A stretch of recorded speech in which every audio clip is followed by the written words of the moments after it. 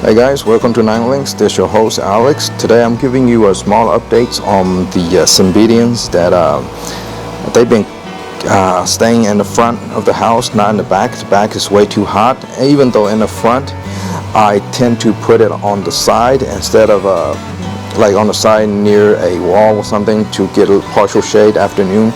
Today is not too bad. Today not that much of a sun going on, just more of a cloudy day. So in terms of growth, this one's been really healthy. You can see it's a lot of new and old leaves all together. However, there are a few that has a yellow tips like this one. This is acceptable. Sometimes it could be that I over fertilize a little bit, and also from some of them leaves, like let me show you one over here for example, could be damaged from the sun also. And also it might be overwatering as well. So make sure I have self-watering, so you can see the lines in the back.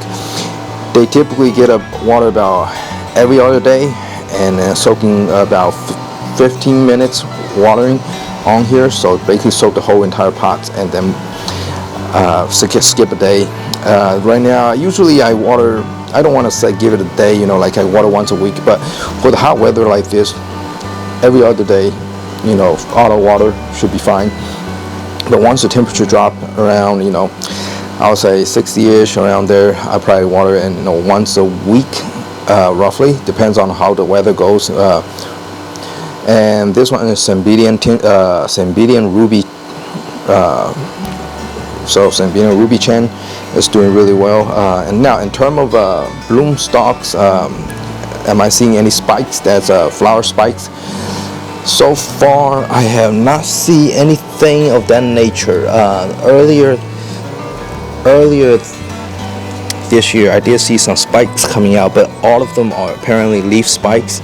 So, as you know, in order for Cymbidiums to grow, it requires very tedious temperature manipulation on the nature itself, which means day and night temperature should fluctuate between 20 plus degrees. And so, it's not bad as long as this one's growing. Blooming wise, it could be late summer, which I'm fine with that. Main thing is you want your plant to grow, show a symptom of at least so it's healthy. As long as it's doing that, it's all fine by me. Now that's Cymbidium Ruby Chen, and over here we have Cymbidium Tian. Tian is doing well too. Let me go ahead and see if I can change the brightness on here real quick.